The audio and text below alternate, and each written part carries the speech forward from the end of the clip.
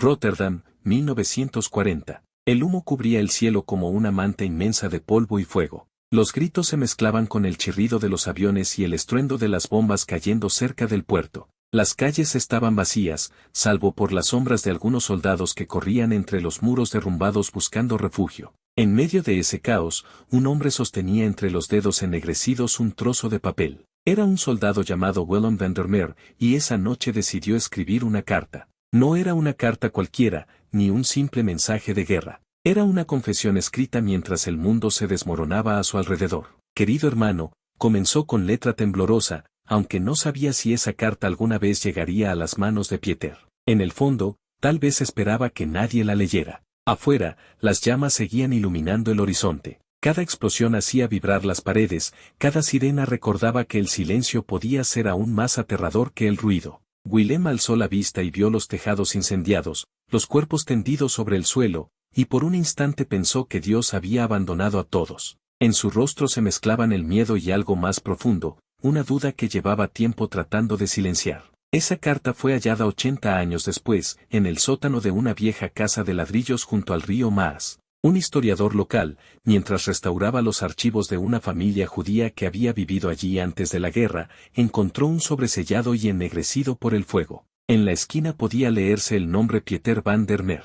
El hallazgo conmocionó a los investigadores. Nadie conocía la historia de Willem, ni su destino, ni por qué aquella carta nunca había sido enviada. Los periodistas hablaron de una confesión silenciosa, de un testimonio perdido que podía cambiar la forma de entender aquellos días de destrucción. Pero antes de entender su mensaje, había que regresar al instante en que fue escrita. Willem era profesor de historia antes de la guerra. Amaba los libros, las ideas y los paseos por el puerto al atardecer. Su hermano menor, Pieter, estudiaba teología y soñaba con ser pastor reformado. Los dos discutían a menudo sobre la fe. Willem decía que el hombre debía construir su destino con sus propias manos, mientras Pieter insistía en que sin Dios la vida carecía de sentido. Cuando la guerra llegó, sus caminos se separaron, uno fue al frente, el otro al seminario. Pero ni la distancia ni el conflicto lograron romper del todo ese vínculo, hecho de afecto y contradicciones. Aquella noche del bombardeo de Rotterdam, Willem tomó la pluma más por desesperación que por necesidad.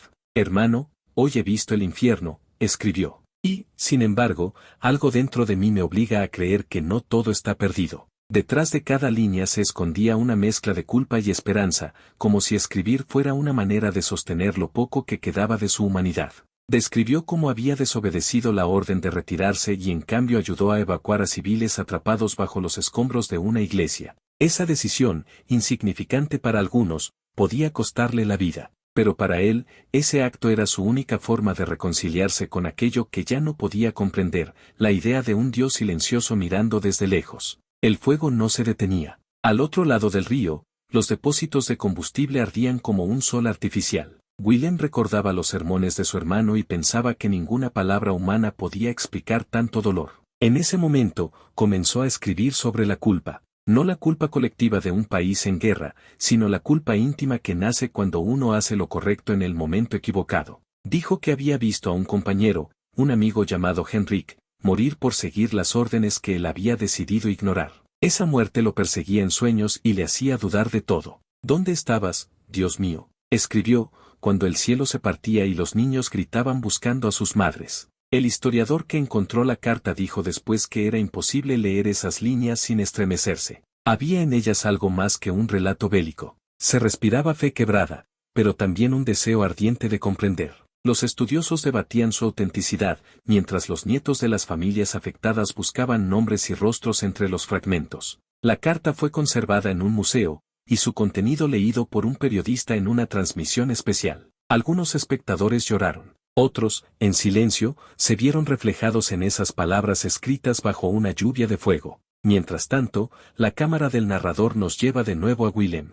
Está solo, escondido en un sótano. El eco del bombardeo llena el aire. Escribe sin detenerse, sabiendo que tal vez no vea el amanecer. Sus manos tiemblan, pero su voz interior parece más firme que nunca. No me asusta la muerte, escribe, me asusta vivir sin propósito. Esas palabras resumen su tormento, la búsqueda de sentido cuando todo a su alrededor se desintegra. Piensa en su hermano, en la última discusión antes de marcharse, cuando le dijo que la fe no era suficiente para salvar al hombre. Ahora lamenta cada frase, como si cada palabra dicha en orgullo se hubiera convertido en una carga imposible de cargar. De repente, se oye un crujido sobre su cabeza. Polvo cae del techo. Willem sabe que el edificio pronto se desplomará. Guarda la carta apresuradamente, la sella y la deja sobre una mesa, junto a un crucifijo medio roto. En ese mismo instante, una explosión hace temblar la ciudad. Los archivistas que años después encontraron la carta creen que esa fue la última acción consciente del soldado: escribir, sellar y dejar su verdad al destino. Todo lo demás se perdió entre los escombros y el fuego. Décadas más tarde, cuando los nietos de los Van der Meer escucharon la carta leída por primera vez, se produjo un silencio que duró varios minutos. Había algo magnético en esas frases, una voz que volvía desde el pasado, atravesando el humo del tiempo para decir: todavía creo. La audiencia se preguntaba qué habría confesado exactamente, cuál era el secreto que tanto temía revelar. Algunos pensaban que fue una traición militar. Otros creían que se trataba de una experiencia espiritual, una visión durante aquellos días de horror. Lo cierto es que las últimas líneas estaban incompletas, interrumpidas por una mancha negra que parecía de ceniza. La carta terminaba en mitad de una palabra, dejando todo en suspenso, igual que su vida. El viento del puerto seguía soplando esa noche sobre las ruinas de Rotterdam. Entre los restos calcinados,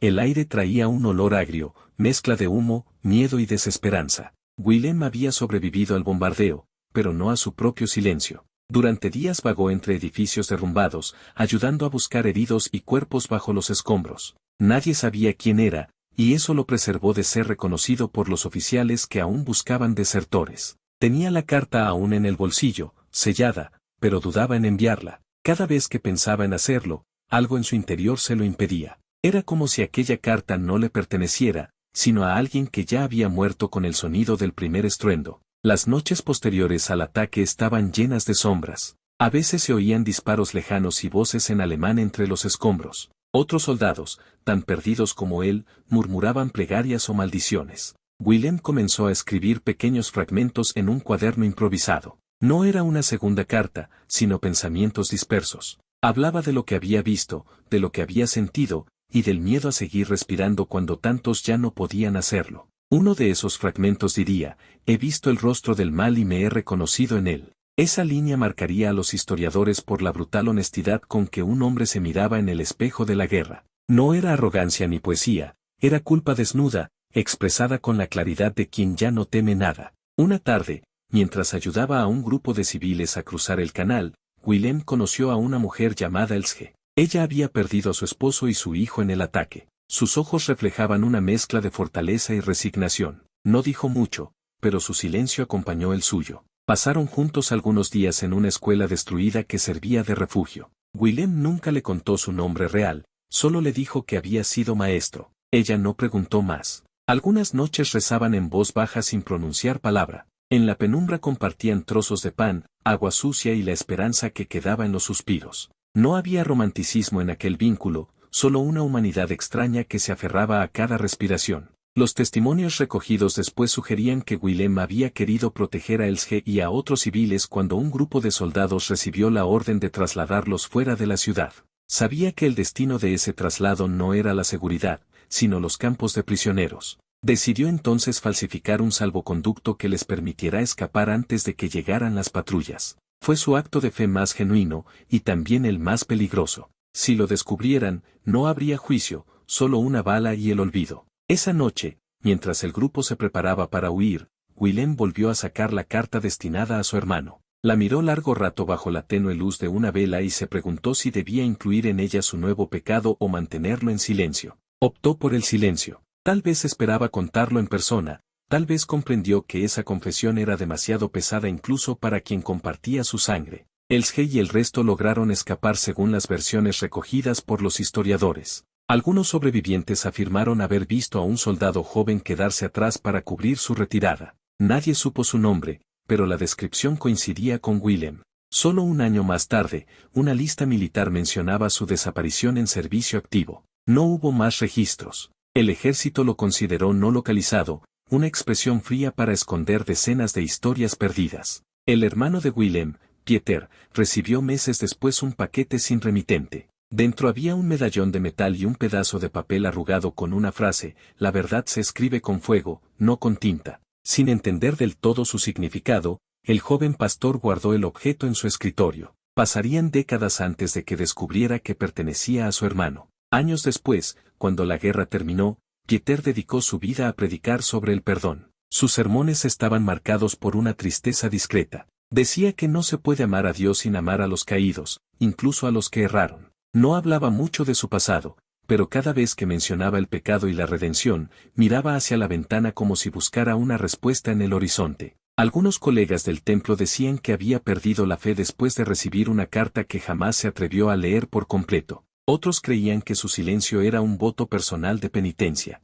El tiempo pasó. Rotterdam se reconstruyó con avenidas amplias y edificios modernos, pero la ceniza del pasado seguía bajo cada piedra. Cuando el historiador Maarten Dijkstra halló la carta en el viejo sótano, comprendió que no era un simple documento. La tinta desvaída, las manchas de humo, las palabras troncas al final de la hoja, todo parecía formar parte de una historia que el propio destino había guardado celosamente. Maarten recordó haber dicho durante una entrevista, hay cartas que no buscan ser leídas, sino encontradas por alguien dispuesto a creer en lo que revelan. La lectura pública de la carta en el museo provocó una reacción inesperada. Entre los asistentes había descendientes de civiles y veteranos. Algunos lloraban sin saber por qué. Otros salieron de la sala con gesto grave, incapaces de pronunciar palabra. Una mujer anciana se acercó al expositor y deslizó entre los cristales un pequeño crucifijo oxidado. Era el SG, según las notas de prensa. Había guardado aquel objeto durante décadas y dijo solo una frase, él cumplió su promesa. Nadie comprendió del todo el significado de esas palabras hasta que una segunda parte de la carta fue encontrada, parcialmente quemada, detrás del marco donde se exponía. Entre las cenizas aún podía leerse, si algún día esta carta llega a tus manos, recuerda que la fe no es certeza, sino el valor de seguir buscando en medio del fuego. A partir de esa revelación, el relato de Willem trascendió lo personal. Se convirtió en símbolo de quienes eligieron la compasión sobre la obediencia, la conciencia sobre la orden. No en todos los libros de historia se menciona su nombre, pero su carta comenzó a circular entre jóvenes seminaristas, artistas y escritores. Algunos decían que en sus palabras había un eco de esperanza, una invitación a mirar el dolor sin miedo. Otros veían en su silencio la voz de todos los que desaparecieron sin dejar huella. En el presente, los archivos digitales del museo guardan una copia escaneada de la carta y de los fragmentos adicionales. Maarten, ya anciano, decía que cada vez que la leía sentía algo distinto. Hay días en que pienso que Willem fue un cobarde, confesó en una entrevista. Y otros días creo que fue el único valiente en un mundo dominado por el miedo. Su frase resumía la dualidad de la historia, no hay héroes ni villanos absolutos, solo seres humanos enfrentados a decisiones imposibles. La ciudad de Rotterdam, brillante y viva otra vez, parecía escuchar desde sus muros nuevos el eco de aquella confesión escrita hace tanto tiempo. Esa noche, mientras las luces del puerto reflejaban en el agua y los visitantes se dispersaban del museo, alguien colocó una pequeña vela junto a la vitrina donde reposaba la carta. La llama osciló levemente y pareció bailar sobre el cristal. Algunos dicen que fue una corriente de aire. Otros prefieren creer que era la presencia invisible de quien, 80 años antes, había escrito su verdad bajo el rugido del fuego. Esa vela quedó encendida durante horas, hasta que el museo cerró y el último guardia apagó las luces. Nadie volvió a verla al día siguiente. Sin embargo, esa imagen, la pequeña llama junto a la carta, quedó grabada en la memoria de muchos asistentes. A partir de esa noche, comenzaron a llegar cartas al museo desde distintas partes del país. Eran mensajes anónimos, relatos personales de culpa, fe, miedo y esperanza. Algunas hablaban de abuelos desaparecidos en la guerra, otras de decisiones morales en tiempos más recientes. Maarten leyó algunas y dijo que todas parecían responder a una misma voz, como si Willem hubiera despertado algo dormido en el alma colectiva. Mientras tanto, los descendientes de los Van der Meer aceptaron participar en un documental sobre el hallazgo. Durante la grabación, se mostraron imágenes inéditas de la reconstrucción de Rotterdam y del pequeño pueblo donde habían crecido los hermanos. Allí, entre árboles curvados por el viento, aún quedaban restos del antiguo seminario donde Pieter había estudiado. En una entrevista, su nieta mencionó que en la casa familiar se conservaba una caja de madera cerrada con una cinta azul. Dentro había cuadernos amarillentos con notas y sermones. Entre ellos, encontraron un borrador sin firmar titulado La Carta del Fuego. Las primeras líneas coincidían con las palabras de Willem, he visto el infierno y todavía creo. Aquello confirmó lo que muchos sospechaban, Pieter había leído finalmente la carta y nunca se lo contó a nadie. El documental mostró fragmentos de esas notas mezcladas con la lectura de la carta original. La voz del narrador decía con tono pausado que, aunque la guerra destruyó ciudades enteras, lo más difícil de reconstruir era la fe. Cada imagen mostraba las ruinas del pasado sobrepuestas a la vida moderna, niños jugando en plazas donde antes hubo trincheras, iglesias convertidas en centros culturales, parejas tomándose fotos en los mismos lugares donde el fuego alguna vez lo consumió todo. La historia de los hermanos se convirtió en un espejo para una generación que ya no conoce el ruido de las bombas, pero sigue sintiendo el eco de decisiones difíciles. Una parte del público se identificó con el conflicto espiritual de Willem. En foros y redes sociales, comenzaron a circular citas de la carta como si fueran oraciones modernas. No me asusta la muerte, me asusta vivir sin propósito se convirtió en una frase repetida en murales, grafitis y canciones. Algunos historiadores criticaron este fenómeno, diciendo que se estaba romantizando el sufrimiento, pero otros argumentaron que era una forma de mantener viva la memoria. Cualquiera que fuera la interpretación, el nombre de Willem van der Merwe volvió a ser pronunciado con respeto. Sin embargo, el interés creciente atrajo también controversia. Un grupo de exmilitares cuestionó la heroicidad de Willem, recordando que había desobedecido órdenes en plena guerra. Para ellos, su carta no era más que un testimonio de cobardía. En una conferencia pública, un viejo oficial retirado dijo que los hombres como él ponían en riesgo a sus compañeros por dejarse guiar por la emoción. Las palabras provocaron un murmullo incómodo entre el público. Al final de la charla, una mujer se levantó para responder. Dijo que su abuelo había sido uno de los civiles que Willem ayudó a escapar y que, gracias a eso, ella estaba viva. Su voz tembló al final, y el auditorio entero se puso de pie en silencio. El debate se cerró con ese gesto. La historia de Willem no necesitó defensa, su verdad hablaba sola. Mientras el documental seguía su curso, Maarten decidió viajar a los lugares mencionados en la carta para verificar algunos detalles. En un pequeño campo al sur de la ciudad encontró restos de trincheras cubiertos por la hierba. Allí conoció a un anciano que decía haber sido mensajero durante la guerra. Contó que recordaba a un soldado holandés que se negó a ejecutar a un grupo de prisioneros cuando la rendición era inminente. Nunca supo su nombre, pero su descripción coincidía otra vez con Willem. El anciano dijo algo que quedó grabado en la mente de Maarten: a veces la historia se escribe con tinta, pero las verdades más grandes se escriben con silencio. Aquella frase se convertiría en el cierre del documental. Cuando se estrenó en televisión, millones de personas lo vieron. Hubo lágrimas, debates y reflexiones. Algunas iglesias organizaron charlas sobre la fe en tiempos de guerra. Grupos de jóvenes comenzaron proyectos de voluntariado inspirados en la carta. Maarten recibió cientos de mensajes agradeciéndole por rescatar esa historia, pero él insistía en que no era su mérito, solo seguía el hilo de una voz que estaba esperando ser oída. En el fondo, decía, todos buscan lo mismo que Willem, una razón para seguir creyendo cuando el mundo se derrumba. Poco a poco, la historia se convirtió en leyenda. Algunos visitantes del museo aseguraban sentir una presencia extraña cerca de la vitrina donde estaba la carta. Decían que al acercarse podían oler humo o escuchar un leve suspiro, como si el papel todavía recordara el fuego que lo marcó. La dirección del museo nunca confirmó ni negó esas historias, pero comenzaron a colocar velas junto a la exposición, una tradición que continuó cada 14 de mayo, aniversario del bombardeo. En esos días, la sala se llenaba de luz tenue y silencio reverente. Quienes entraban decían que había algo distinto allí, una paz extraña que no podía explicarse. Esa atmósfera se mantuvo incluso cuando, años después, el museo fue remodelado para incluir tecnología moderna. Las vitrinas se hicieron interactivas, las cartas podían leerse en pantallas táctiles, y una voz digital narraba fragmentos mientras sonaban de fondo los ecos del bombardeo. Sin embargo, la grabación que más conmovía a los visitantes no era la narración oficial, sino una simple lectura hecha por el propio Maarten antes de morir.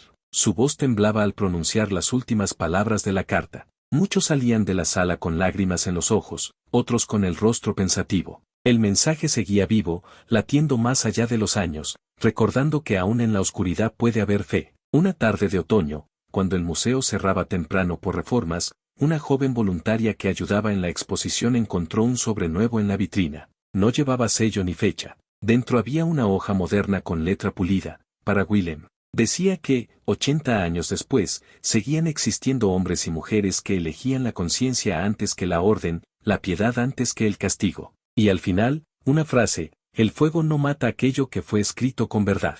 Nadie supo quién la dejó, pero el museo decidió colocarla junto a la carta original. Era como si la historia se hubiera completado, como si la voz del pasado hubiera encontrado eco en el presente. Esa noche la ciudad brillaba con las luces reflejadas en el río Maas. Los barcos pasaban lentamente bajo los puentes, y el sonido del agua recordaba un latido antiguo, constante. El narrador del documental, en su último monólogo, decía que tal vez esa era la verdadera victoria de Willem, haber transformado su culpa en una semilla de bondad, haber convertido una carta en un legado. Y mientras la cámara se alejaba de la ciudad iluminada, la voz concluía con una pregunta: ¿qué escribirías tú si supieras que tus palabras podrían atravesar 80 años y aún encender un corazón? El invierno llegó a Rotterdam con un aire sereno, casi melancólico. La ciudad reconstruida se alzaba sobre los cimientos de la destrucción, y cada edificio nuevo parecía levantar también una plegaria silenciosa al pasado. El museo donde se conservaba la carta se había convertido en un punto de encuentro para quienes buscaban sentido en tiempos inciertos.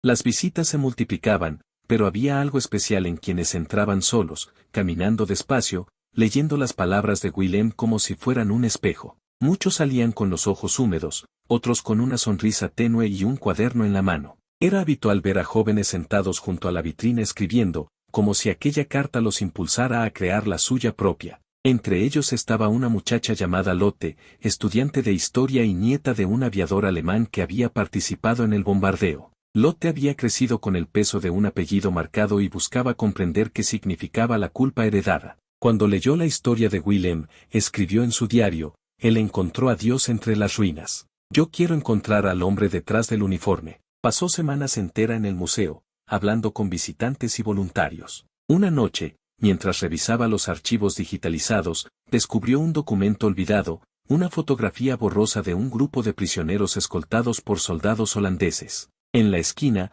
una silueta parecía coincidir con la descripción de Willem, pero su mirada no era la de un soldado. Había en ella una serenidad extraña, como si ya hubiera tomado una decisión irreversible. Esa imagen despertó nuevas preguntas. ¿Fue capturado después de ayudar a los civiles? ¿Sobrevivió más tiempo del que todos pensaban? Lotte decidió seguir esa pista, no como académica sino como nieta que buscaba redimir un linaje. Viajó a Suiza, donde los registros de la Cruz Roja mencionaban a un prisionero neerlandés identificado como WM desaparecido a finales de 1941. Ninguna coincidencia exacta, pero suficiente para reavivar la duda. En sus notas, Lotte escribió: tal vez Willem no murió bajo las bombas, sino bajo la indiferencia del tiempo. Aquella posibilidad cambió el rumbo de su investigación y la transformó a ella. Por primera vez sintió que la historia no era una línea cerrada, sino una conversación que seguía viva. Mientras tanto, el museo preparaba una exposición nueva para el 85 aniversario del bombardeo.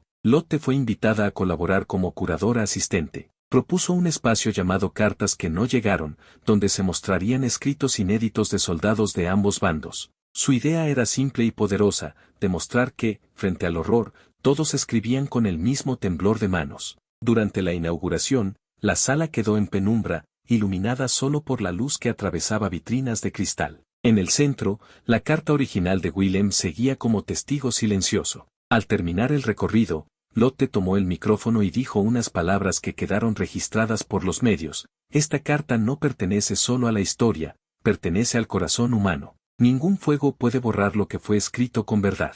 Su discurso emocionó a los presentes. Entre ellos estaba Eric, el periodista, que reconoció en ella la misma mirada de fe que había percibido cuando inició su propio viaje. Al final del evento se acercó a felicitarla. Hablaron durante horas sobre Willem, sobre el valor de la conciencia, sobre cómo la culpa y el perdón pueden tocar generaciones que nunca empuñaron un arma. De aquella conversación nació una amistad profunda que pronto se convirtió en complicidad.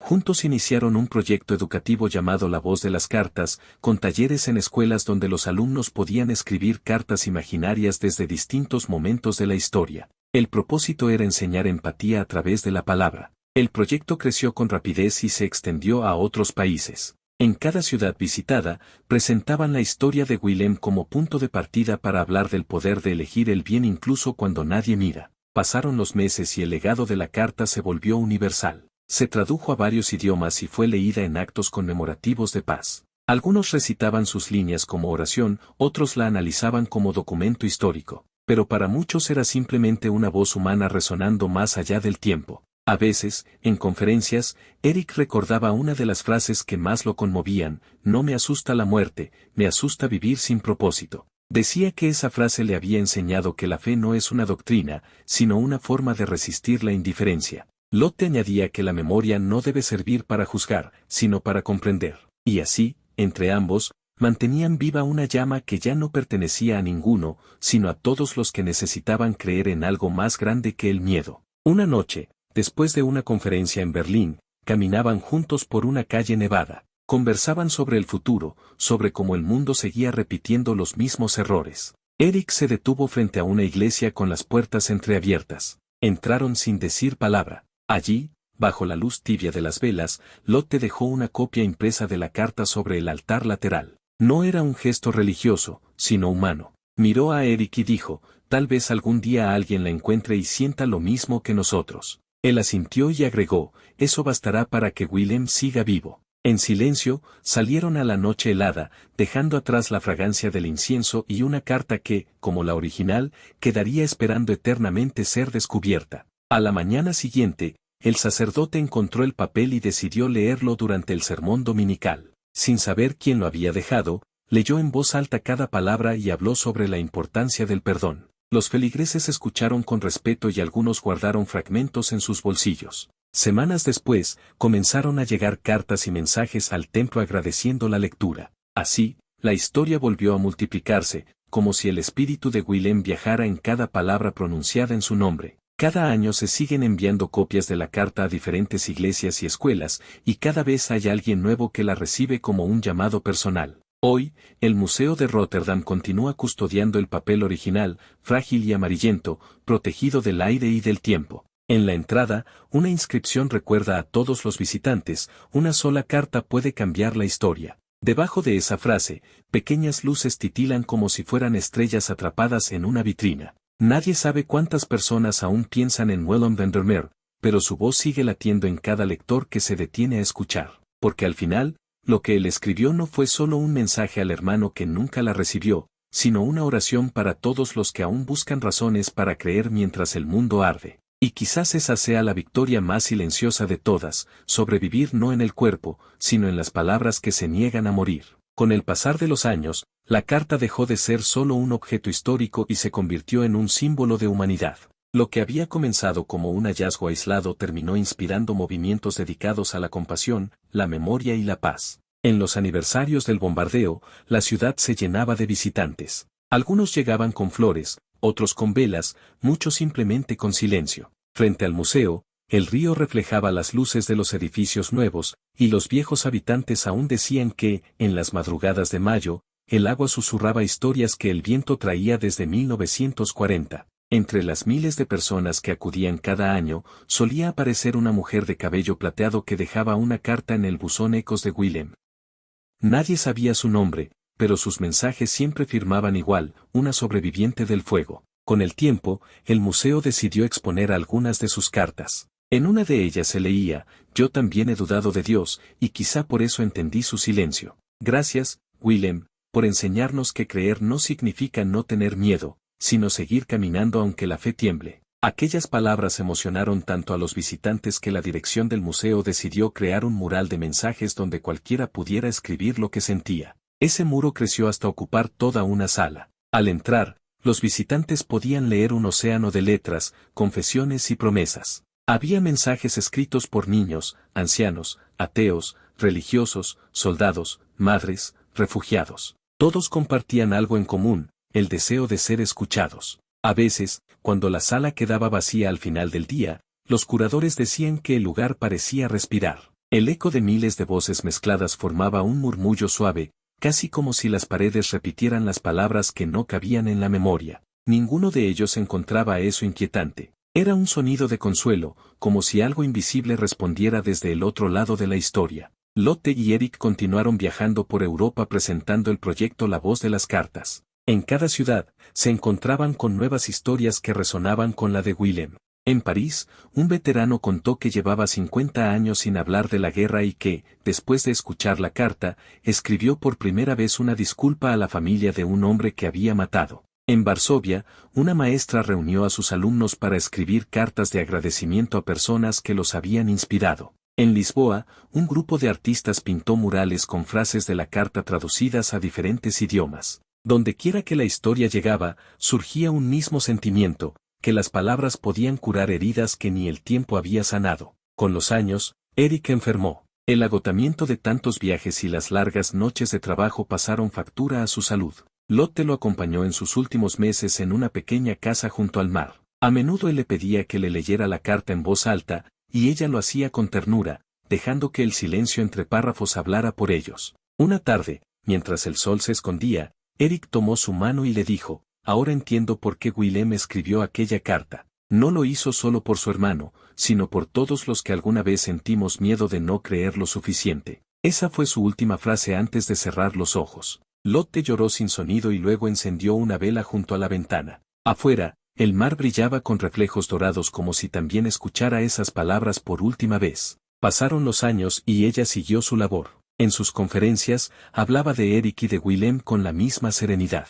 Decía que ambos le habían mostrado que escribir es resistir, que cada palabra puede ser un puente entre tiempos y almas. Cuando cumplió 70 años, el museo la invitó a inaugurar una exposición dedicada a la memoria de todos los que habían participado en el proyecto La Voz de las Cartas. En la ceremonia, con la voz algo temblorosa, dijo: «Nosotros no elegimos las cartas que encuentran nuestro camino, pero sí elegimos qué hacer con ellas». Willem nos dejó una herencia invisible, la certeza de que el amor puede sobrevivir al fuego y al olvido. El público se puso de pie y aplaudió largo rato. Ella sonrió con humildad y miró la carta original, iluminada tras el cristal. Creyó ver una sombra moverse detrás del papel, como si un recuerdo se levantara para agradecerle. Aquella fue la última vez que visitó el museo. Murió poco después, en paz, dejando una nota sencilla: «Seguiré escribiendo donde sea que esté». En su funeral, cientos de personas encendieron velas y leyeron fragmentos de la carta de Willem en distintos idiomas. El viento que soplaba sobre el puerto parecía unir todas esas voces en una sola melodía tranquila. Con el tiempo, su nombre también pasó a formar parte de la exposición. Una fotografía suya sonriente, un cuaderno abierto con su letra y una frase escrita en la pared: «La fe es continuar escribiendo aunque no sepamos quién leerá». Hoy, muchos años después, la historia de aquella carta sigue apareciendo en conferencias, libros y obras teatrales. Las nuevas generaciones conocen a Willem como un hombre que no fue santo ni héroe, sino un ser humano que, frente al fin del mundo, decidió escribir en lugar de rendirse. En Rotterdam, cada 14 de mayo, el museo apaga las luces durante un minuto exacto. En ese silencio, solo brilla la vitrina donde descansa el papel manchado por el fuego. Luego, la guía abre la sala y dice las mismas palabras que han pasado de voz en voz durante décadas: «Una carta puede cambiar el destino de una familia. También puede cambiar el corazón de una ciudad».